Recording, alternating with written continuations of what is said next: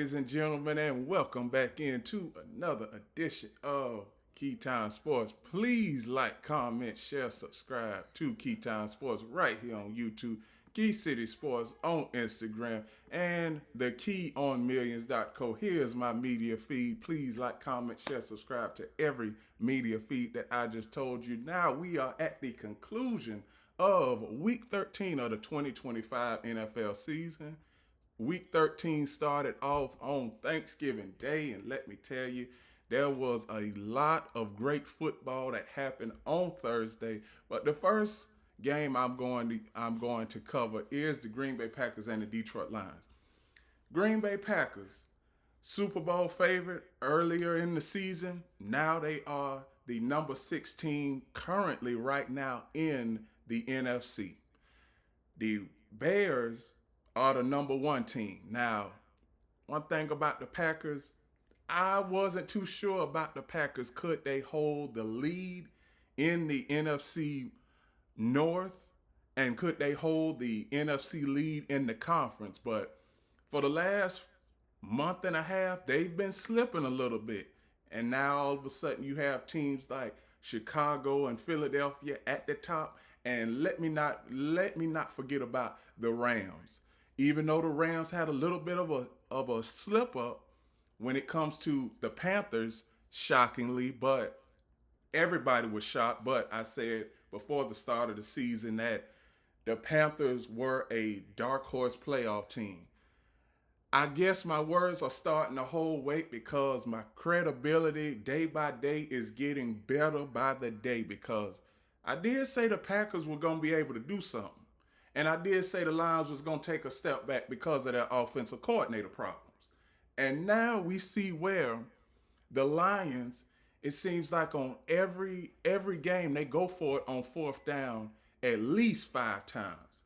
Now, I know that you have coaches that gamble a lot, but going for it on fourth down and it's the first drive of the game, I'm not a big fan of that. Now, Dan Campbell, let me tell y'all something. Dan Campbell, he is a good coach. Got the Lions, got the Lions to the NFC Championship game a couple years ago. Furthest they've ever been in the last 65 years. But now we get to a crossroads. Is he going for it on fourth down too much? Yes, you cannot go for it on fourth down in the first drive of the game because not even a good 15 minutes, fans they getting their drinks and concessions and everything. And then about time they get to their seats and they see their team, it's already fourth down and 8 or fourth down and 5. A lot of people they think when it's fourth down, the game is almost over. But for the Detroit Lions, Dan Campbell, please take the points on most of those tries because you got to look at your competition. You're playing your arch rival. Your arch rival know what you're going to do before you play that move. It's almost like dominoes and spades. If you've been playing somebody more times than not, you already know that they have either a strong bone in their hand, I'm talking about dominoes right now, or a strong card in their hand when it comes to spades. And that's exactly what the Packers did. The Packers, they know that Dan Campbell likes to go for it on fourth down a lot, and they starting to stop it. Now we get to their next game. The Detroit Lions, they play the Dallas Cowboys. Now what the Dallas Cowboys have to do is just stop the Lions on fourth down. You stop them on fourth down once or twice, you change the momentum of the game, have the momentum on your side, and you will win. But one thing I can say about the Packers is Jordan Love, he is coming on strong at the right point of the season. He was 18 of 30, 234 yards, 4 touchdowns, and most importantly, 0 interceptions. The Detroit Lions are on the verge of not making it to the playoffs, and that is bad for a team early in the season that was predicted to be one of the Super Bowl favorites. So, Detroit Lions, y'all season is hanging by a thread. If you lose to the Dallas Cowboys, your season is pretty much over because you're not going to catch Chicago And let me tell y'all something about Chicago. Chicago has surprised the hell out of a lot of people. They even surprised me, and I'm the one that said that they would make the playoffs this season. So, when it comes to the Packers, Packers are one of them dark horse teams that could possibly get and catch the Bears and also win the division. But when it comes to the Packers, we got to see what kind of offense the Packers have because some games, the Packers offense, it seemed like they struggle to get 200 yards, and other games they have like this where they have over 400 yards of total offense. So Green Bay Packers are 8-3. Lions are 7-5. Thursday night football. The Lions will be on Thursday night football playing the Dallas Cowboys, and that leads right into my next take: the Kansas City Chiefs and the Dallas Cowboys. One thing I'm gonna say this, from a fan perspective. I like what I'm seeing from the Cowboys defense because ever since Jerry Jones made them trades, now I'm gonna just say this. We always talk junk about Jerry Jones and talk crap about Jerry Jones, saying that, oh, he's losing a step and he doesn't know what draft to what type of decision to make when it comes to the bravado of the team.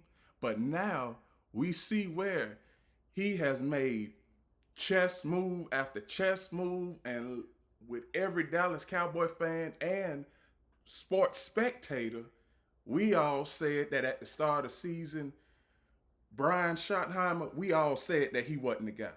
But I looked at his track record, and every offense that he has coached has been in the top 20. That was the only thing that I could go off of for about 8 months.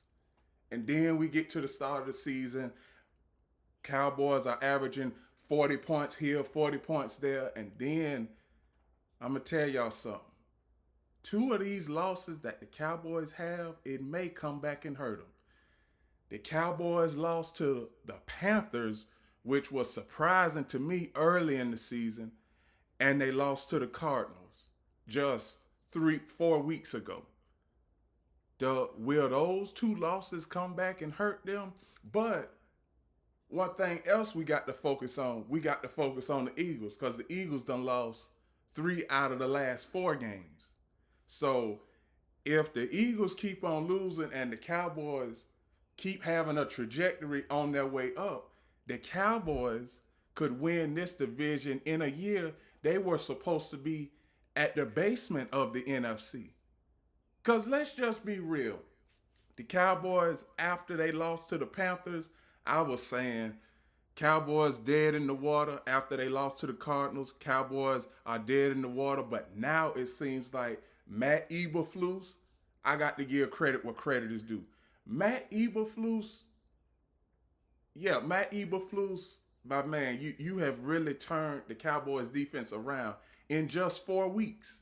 Because before this winning streak, Cowboys defense was allowing over 300 yards a game, over 30 points a game. Now since this winning streak, let me see, they have been allowing 21, 28, and 14. More of an improvement than where they were. But then we get to the Chiefs. Now I'm gonna tell y'all something about the Chiefs. The Chiefs are 6-6 right now, and the playoff picture, guys. Can you pull up the current playoff picture for me? 3, 2, 1. Thank you. Now the current playoff picture. Y'all see where the Chiefs are at, right? The Chiefs are 10th. You have the Steelers ahead of them with the same record at 6-6. You have the Buffalo Bills at 8-4. You have the Colts at 8-4. You have the Chargers at 8-4. But the Chargers, I believe they are gonna lose their grip because Justin Herbert, he has a broken hand, and you don't know when he's going to come back. So when the Chiefs, one thing about the Chiefs, their remaining schedule. Let's see their remaining schedule. You got Houston on Sunday Night Football this coming Sunday. Then you have the Chargers. They are gonna beat the Chargers. I'm already saying that. You have Tennessee, already got that as a win. Denver, you have Denver in Arrowhead on Christmas Day. Last time Denver beat Kansas City in Arrowhead was 11 years ago. So it's been 11 years since Denver won in Kansas City. And you finished the season with the Las Vegas Raiders. The Kansas City Chiefs, I could see them finishing the season on a 5-game winning streak.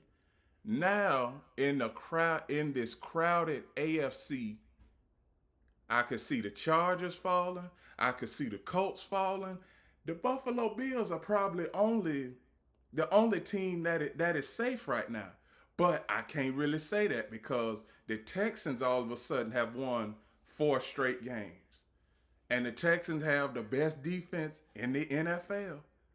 So the Texans, they are starting to become a giant on defense. And also CJ Stroud is back. So when we look at the Kansas City Chiefs, the road for them to make it to the playoffs, just the playoffs, is going to be tough.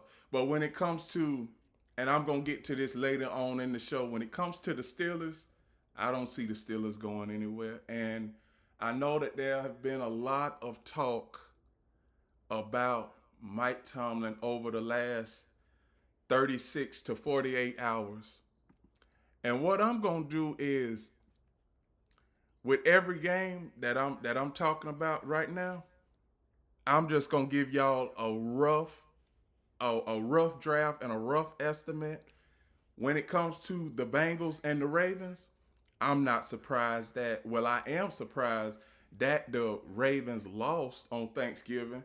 But now I see where the Bengals, they have a fighting chance at making the playoffs because they are only 2 games back of the Ravens and the Steelers. For the Bears and Eagles, I knew that the Eagles were going to have a tough time with the Bears. I just didn't see it. I just didn't see their offense being this putrid. I mean, you scored 2 touchdowns and you possibly could have scored 3 if you wanted to. But Kevin Patullo for the Eagles, he's having trouble with the Eagles offense. And allegedly, I just heard a report over the last, I'm going to say 3 hours, where Philadelphia Eagles fans were throwing eggs at Kevin Patullo's residence in New Jersey. So a lot of disgruntled Eagle fans. And the Cowboys are on the Eagles' heels because Cowboys, if they win out and the Eagles lose 2 more games, that's it. And I know everybody in Philadelphia is going to be calling for somebody to get fired, whether it's the offensive coordinator, defensive coordinator, or the special teams coordinator. Somebody is going to get fired with the Eagles because earlier in the season when I looked at the Eagles, me as a Dallas Cowboy fan, we always have trouble with the Eagles. I'm going to just keep it a buck. Every year when I look at the schedule and I see the Eagles, I'm like, both of these games can go either way. We can either get swept or the Cowboys can sweep the Eagles. But now, Eagles, they're giving my boys a fighting chance. And I'm a little bit happy right now. But we got to handle business on Thursday night. For the Eagles, when it comes to their offense, you got A.J. Brown, you got Dallas Goedert, you got Devontae Smith, Kevin Patullo. You have got to keep all 3 of those guys happy. I mean, you're only running the ball 10 times a game, and you only passing the ball, 55. Well, excuse me, not 55. I'm going to say 35 times a game. The offense is unbalanced. It's not balanced, and a lot of teams are starting to neutralize Saquon Barkley. I already knew that was going to happen because last season, Saquon Barkley used to break off. three, four big runs in every game, and that would be the deciding factor for the Eagles. Now, Eagles have a tough road. Let's see, not the Chiefs, but they have the Chargers next. They have the Chargers next. Raiders, they gonna win that no matter what. They have They have 2 games against Washington and one against Buffalo. I could see them losing against Buffalo in Buffalo because we all know in late December it's hard to win in Buffalo with that cold air, that rain, and those snowy winds. It is gonna be hard for the Eagles to win in Buffalo. So I could see them losing that game, and the game versus the Chargers for the Eagles, that's a toss-up too. So, like I said, the Eagles' schedule is tough, but the Cowboys' schedule, they have one of the easiest remaining schedules, so we can't really harp on that. The Cowboys, they got to take care of business though. And I'm not going to get ahead of myself when it comes to the Cowboys, but I'm going to just tell y'all saw what Michael Irvin said. The Cowboys are one of the teams that nobody wants to face right now. So the next game I'm going to cover, give y'all a rough overview of this game, the 49ers and the Browns. Now, 49ers did what they were supposed to do, but let me talk about the Browns. Kevin Stefanski, when are you going to expand the playbook for Shedeur? Because, I mean, when you look at his statistics, I mean, you're only throwing the ball 25 pass plays for Shedeur? Really? And I know that Shedeur, he could have been more efficient on those throws, but he wasn't. Okay? And this is not me attacking Shedeur, but I got to attack the play calling because the play calling was good, and it was one throw that Shedeur Sanders threw. He threw it to Jerry Jeudy, and I know everybody for the last 48 hours have been talking about Jerry Jeudy. Now, I believe if Jerry Jeudy would have just stayed in stride, Jerry Jeudy would have gotten that catch, and he possibly would have scored. And that play right there would have changed the entire outcome of the game. The Browns probably may not win, but the Browns would have been much closer in the game than they were. Now, we all know when it comes to Jerry Jeudy, we already know when it comes to Steve Smith, he already said what Jerry Jeudy was, a jag. Just another guy. And we are starting to see that because all of these players, they always say numbers don't tell everything about the game. And let me tell y'all, sometimes it don't. But when you go from team to team to team, what do we have to look at? We got to look at your numbers. And your play on the field is not showing that you are a top guy. So you having a little spat, a little feud with Shedeur, it's only Shedeur's second game.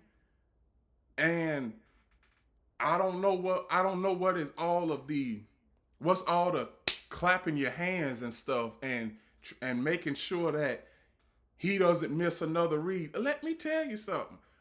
The game versus the Raiders, Jerry Jeudy caught a ball and he was just showboating and fumbled the ball. So if I'm Shedeur Sanders, now I like what Shedeur said in the press conference. Shedeur Sanders said that he was a trust guy when it comes to his quarterback playing ability.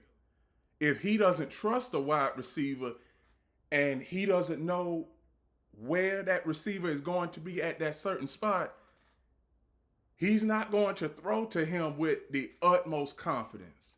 So, the Browns, they just need that, like I've been saying for the last couple of weeks, the Browns need a number one receiver because Jerry Jeudy is not the number one receiver. He is a number two receiver or number three at best When he was with Alabama, he wasn't the number one receiver. He was the number 3 receiver because you had Devontae Smith, you had you had Jalen Waddle, and then you had Jerry Jeudy. So Jerry Jeudy, he is a number 2 or a number 3 at best. Now, one thing I can say about the Browns is Kevin Stefanski, he's got to go. He does. He's got to go, and he's got to go before the start of next season. He does. The next game I'm going to cover, give y'all a rough overdraft for this, Jaguars versus Titans. This game was pretty one-sided, and we pretty much know that the Titans are the worst team in the NFL. Not going to give y'all a deep analyzation of that game. The Texans versus Colts. This game right here, it is pretty much a 3-team race now in the AFC South. The Texans have a chance, the Colts have a chance, and the Jaguars have a chance. Now, Daniel Jones, 14 of 27, 201 yards, 2 touchdowns, 0 interceptions. C.J. Stroud, 22 of 35, 276 yards, 0 touchdowns, 1 interception. Texans, number 1 defense in the NFL. Colts, early point in the season, they had the number 1 offense. Now, Daniel Jones, he is starting to look a shell of himself, America. He did. He's starting to look a shell of himself. And everybody, when it comes to the playoff position, the Colts 5 weeks ago were number 1. Now, since they lost to the Texans, they are number 6. And if the playoffs start today, the Colts, they would be playing the Jacksonville Jaguars in Jacksonville. See, that is what I was saying. I was saying earlier in the season that the Jaguars had a chance to get the number 1 seed, and they still do. But the Patriots and the Broncos have to lose a couple of games to finish out the season, and the Jaguars, they have to win out in order to get the number 1 seed. But one thing I can say about the Colts, early season success, I don't take much from early season success. I have to look at the entirety of the season. And like I said, when we get to Thanksgiving and Christmas, I know who is for real and who is not. The Colts, to me, they don't look for real. The Houston Texans, they should have been dead in the water a month ago. But we all know that the Texans, they like to hang their head on defense. And the Texans, they now have a chance at winning the division and getting into the playoffs. So the next game I'm going to cover is another game that nobody really looked at, and I'm pretty sure that I was probably the only one to. The next 3 games, I'm going to go quick with these games. Saints versus Dolphins. I watched the entirety of this game too, and Dolphins are 5-7. Saints are one of the worst teams in the NFL. So Dolphins, you did what you had to do. Now, as far as the Falcons and Jets, Falcons 4-8, maybe still have an outside chance at making the playoffs, but I wouldn't count on it. The New York Jets, they are 3-9. They are building something with Aaron Glenn as the coach. And we all knew that this was going to be a rebuilding year for the Jets. Cardinals versus Buccaneers. The Cardinals versus Buccaneers.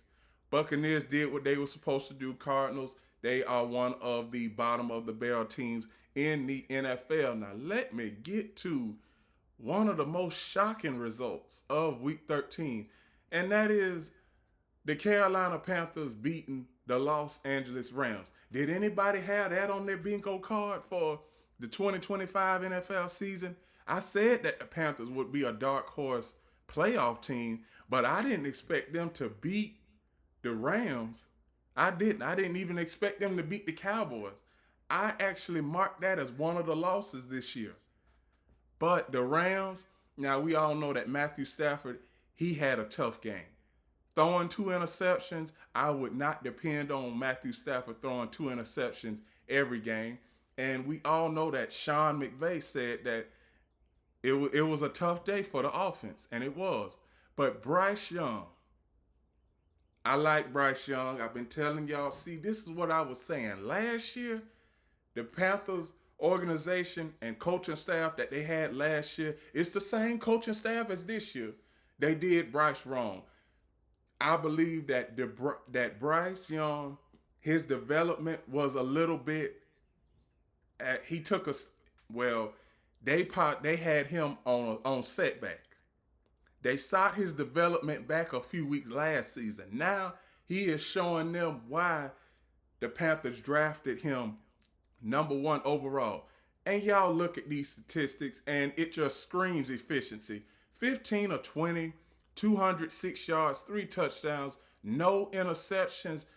There was 2 plays that determined the outcome of this game, and it was both fourth down touchdowns that Bryce Young threw. On a 4th and 3, 42-yard touchdown pass when it comes to Bryce Young, and on a 4th and 7, 45-yard touchdown pass. 65-yard touchdown pass. The Panthers, I said this at the start of the season, Panthers, dark horse team to make the playoffs. I still believe that. If they are not going to make it to the playoffs, they are in the playoff conversation as of right now.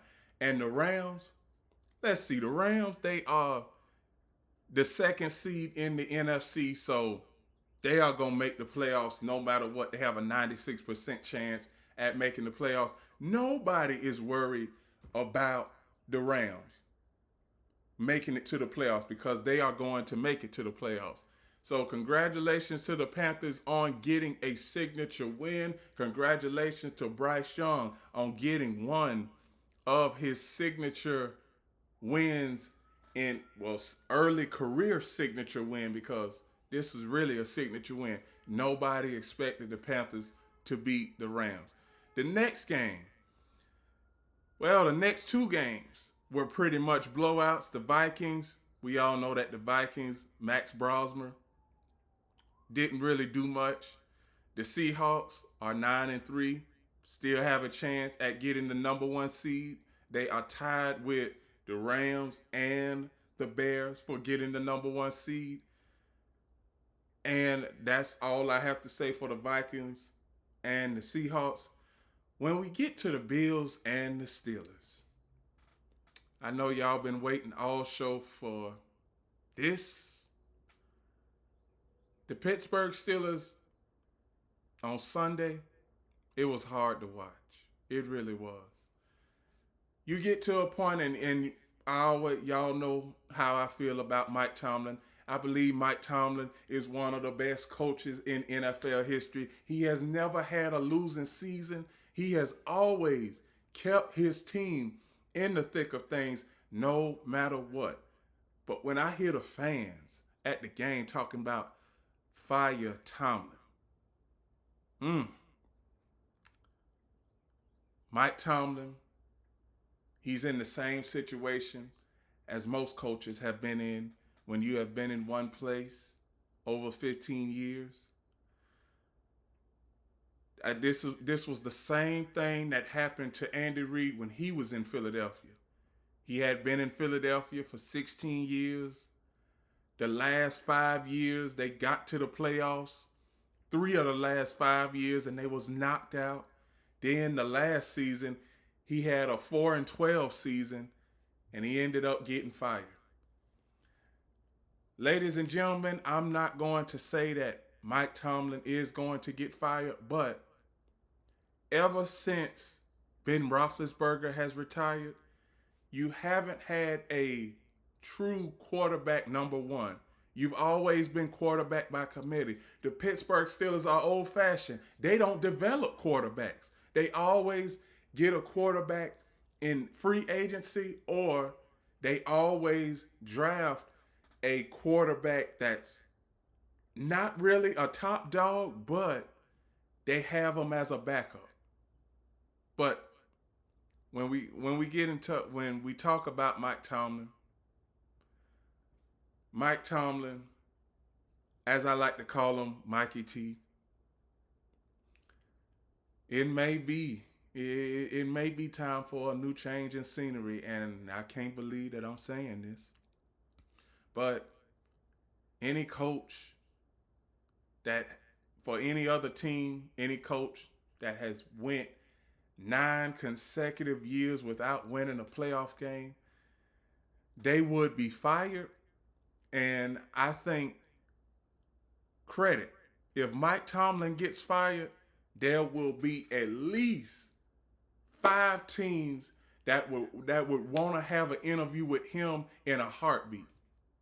And I know all 5 of those teams that need direction. The Raiders come to mind, the Saints come to mind. Also, the Cardinals come to mind. Let me tell y'all something. I know that picture Mike Tomlin in picture Mike Tomlin not in a Steelers head coaching position. That's something that can't nobody comprehend right now. Hell, I couldn't comprehend Andy Reid going to Kansas City until I seen the press conference, the introductory press conference, and now Kansas City is always in the playoffs year after year and winning championships. Now, one thing I can say is Mike Tomlin, Mike Tomlin. I don't know. I don't know what to say about Mike Tomlin, but for the last 9 years, it's really been the same thing over and over. You have a decent season, you get to the playoffs, and you get knocked out in the first round. So I don't know what the Steelers are going to do. We all know that the Rooney family, they are an old-fashioned organization. They don't fire coaches in season. So I would say reportedly what I'm hearing is Mike Tomlin, he has 2 more years and then he may get fired. But let me tell y'all something. Steelers are not going to fire Mike Tomlin. I believe Mike Tomlin, he is going to. Now, it's been 25 years since we saw this. I believe that Mike Tomlin, he is going to do the exact same thing that John Gruden did. Does anybody remember what John Gruden did? When it comes to, he was the Raiders coach back in 2002. He jumped ship. And Tampa Bay, they ended up giving up draft picks in order to acquire John Gruden as the head coach. Now, could that happen with could that happen with Mike Tomlin? Yes. Does it happen? I am totally not sure about that right now, but this particular moment in time, he is the Steelers coach, and he has the Steelers with a fighting chance to make it to the playoffs, and that is all you can ask for at the start of December. The next game I'm going to cover is the Raiders and Chargers. I'm not going to say too much about the Raiders because Raiders, we knew that the Raiders were going to be a shell of themselves after the first game of the season, not being able to get the offense to have cohesiveness. So I'm not going to go into a deep journal. I'm not going to have a deep journalistic view when it comes to this game. The next game, Broncos versus Commanders. Broncos, they've won 9 straight games. One thing I can say is Broncos. One thing the Broncos do is they hang their hat on defense. It's between them and the Texans as far as best defense in the NFL. One week, it could be the Texans. The next week, it could be the Broncos. But I am going to tell y'all something. If the Broncos somehow get home field advantage, you know it might be a chance where somebody goes into the Mile High City and can knock off the Broncos, because the Broncos are a young team. They are. The Broncos are a young team. Bo Nix is just in his third year at the helm. Excuse me. The second year. He is the second year at the helm. But as far as the Broncos, Sean Payton, he is a good coach. Sean Payton is an offensive mind. You got Vance Joseph, who is a defensive mind, and let me tell you, Vance Joseph, he has improved from 2 years ago. The Commanders. The Commanders is a team. Last year was a one-off for the Commanders. It was. It was a one-off for the Commanders, and let me tell y'all something. Whoever put stock in the Commanders, I know y'all feel silly right now. I said at the start of the season that the Commanders would take a step back, and everybody thought I was crazy. But let me tell y'all something. My credibility is getting better and better by the day. That's why the algorithm is starting to know who I am. Michael Irvin, let me tell y'all something. I'm going to bring Michael Irvin on the show because we need both. I'm a Cowboys fan. He is a Cowboy diehard, and we need to start having more Cowboy charisma on this show. I know that I try and give everybody space of grace when it comes to coming on my show, but I want to start getting more Cowboy players and present players on the show. Because right now what I'm looking at, the Commanders, they ain't nothing. They 3-9. The Giants, we know that they aren't nothing. Philadelphia, they got their problems. And the only team in the NFC East that's got a chance to make it to the playoffs right now is the Dallas Cowboys. Y'all know that I can't go a full show without talking about the Dallas Cowboys, because the Dallas Cowboys, they dominate the TV ratings. And let me tell y'all something about the TV ratings this year. The Dallas Cowboys are second in television ratings this season. The first team that dominates the television ratings is the Kansas City Chiefs. Third on the list is the Rams. The fourth team on the list is the 49ers. So you got the Dallas Cowboys, you got the Chiefs have the best ratings. Cowboys have the best ratings. You got the Rams who have the best ratings, and you got the 49er Gold Rush that's in the top 4 when it comes to NFL ratings. So this game right here it was really not a good game, because I was expecting the Broncos to dominate this game. But the offense for the Broncos, they look so putrid for the first 3 quarters. You can't be like that in the playoffs, because you be like that in the playoffs, you get yourself, you become down 10, 17 points or 21 points, and then you have to fight your way back to get into the game. So Broncos 10-2. Congratulations. The final game.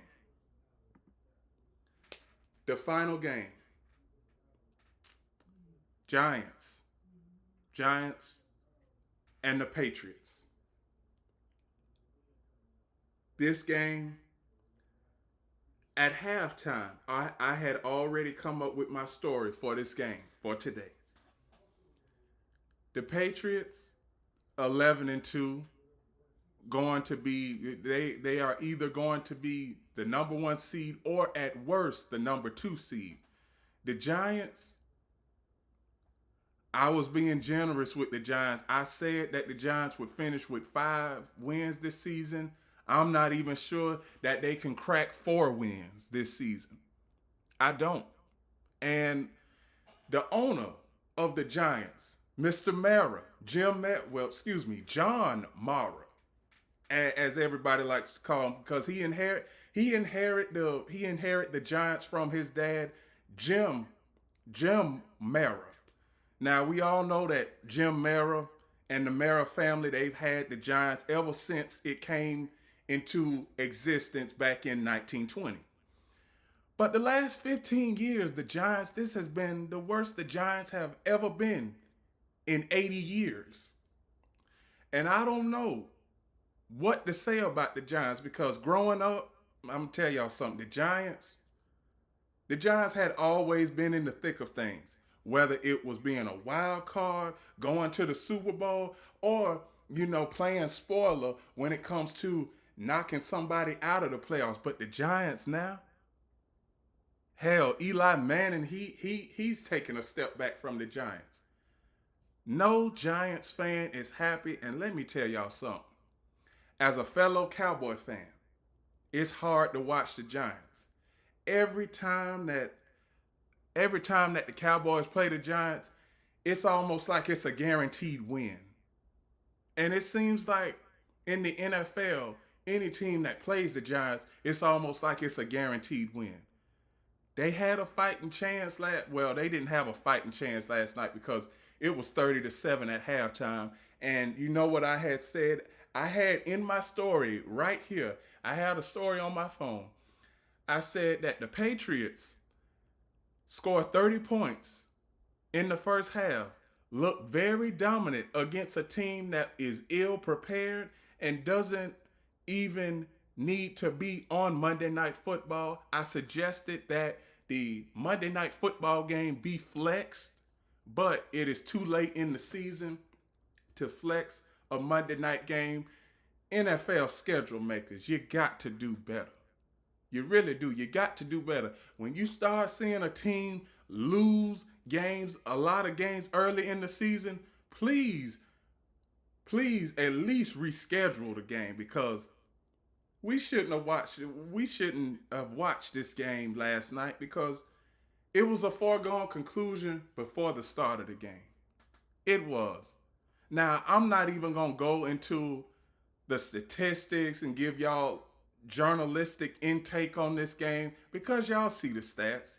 I mean, when it comes to Jackson Dart, he's out there playing, trying to keep the team afloat, trying to make the team look respectable, and Giants defense can't do anything. And I'm seeing, giant creators right here on YouTube and on other platforms. It's sad. It's sad. It has been really sad. Since 2017, the Giants are 140, and 1. When have you ever heard that? In the span of 8 years, the Giants have went from a playoff team to downright putrid. Putrid, unwatchable, incapacitated, dilapidated, whatever word you want to use. That is what the Giants are, and fans are tired of it. Everybody is saying, I'm pretty sure everybody is saying, John Mara needs to sell the team. And if he doesn't, I'm going to say this, he doesn't have to sell the team if he doesn't want to, but at least have the Giants watchable. At least have the Giants watchable. For the Patriots, 11-2. Here is the current playoff picture. 11-2 Patriots, 9-3 Bears. This is if the playoffs were to end today, meaning if the regular season, was to end today, all of these teams would be in the playoffs. But let's not have another Monday night game like that. The Monday night game last week was better than this. And the Monday night game for next week, let's see, week 14, Monday night, we are supposed to be having a good game. Let's see, Eagles and Chargers. That'll be a good game. At least that'll be the first good game we've had in 5 weeks on Monday Night Football. But outside of that, those are my reactions for week 13 of the 2025 NFL season. Please like, comment, share, subscribe to Keytime Sports right here on YouTube, Key City Sports on Instagram, and the KeyOnMillions.co. Here is my media feed, and here is my profile. when it comes to millions.co. I do a lot of short form content on there and a lot of shows on there. So make sure you are following every platform that I just showed you. And remember, everybody, here is, before we go, here is the current playoff picture for both the AFC and NFC. I'm going to let everybody get a good look of it. And remember, everybody, one last thing. The key is always on time.